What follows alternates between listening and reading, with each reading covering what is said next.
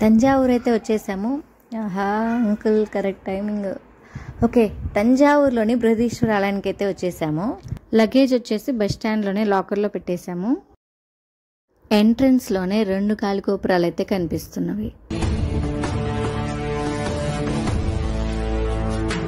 దీని ఆర్కిటెక్చర్ అయితే చూస్తున్నారు కదండి, ఎంత బాగుందో.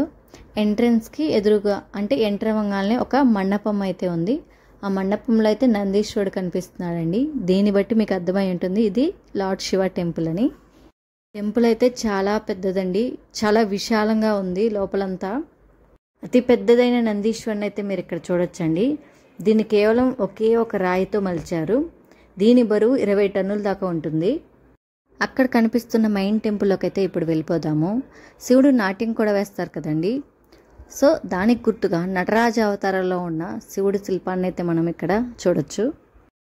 మేము వెళ్ళిన రోజు ఒక 2-3 స్కూల్స్ నుంచి పిల్లల్ని కూడా తీసుకొచ్చారండి ఎడ్యుకేట్ చేయడానికి. ఎందుకంటే ఇది 1000 సంవత్సరాల క్రితం కట్టిన గుడి. లోపల ఉన్న శివలింగం కూడా చాలా పెద్దగా ఉందండి. ఈ ఆలయం నిర్మించడానికి ఎటువంటి ఇసుక సిమెంటు వాడలేదండి, కేవలం గ్రెనైట్ రాయితోనే కట్టారు. ఏ సమయంలో కూడా గుడి నీడ కూడా నేల మీద పడదని చెప్పుకుంటారండి. మీరు గమనిస్తే గుడి కొంచెం టిల్ట్ అయినట్టుగా కనిపిస్తుంది. దానివల్ల మనకి ఆ ఇల్యూజన్ క్రియేట్ అవుతుందన్నమాట. గుడి పైన ఉన్న ఆ విమాన కలశం బరువు వచ్చేసి 80 టన్నుల దాకా ఉంటుందండి. ఆలయం అంతా గ్రెనైట్ రాయితో ఇంటర్లాకింగ్ సిస్టమ్ ద్వారా బిల్డ్ చేశారు.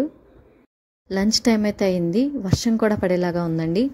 ఇక్కడ నుంచి వాకబుల్ డిస్టెన్స్లోనే ఒక మంచి ప్లేస్ అయితే ఉంది. ఎలానో లోపలికి వెళ్ళిన తర్వాత వర్షం పడింది.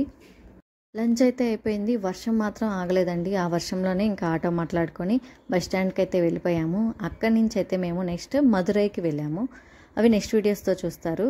ఈ వీడియో కనుక నచ్చినట్లయితే తప్పకుండా ఒక లైక్ చేయండి. Thanks for watching.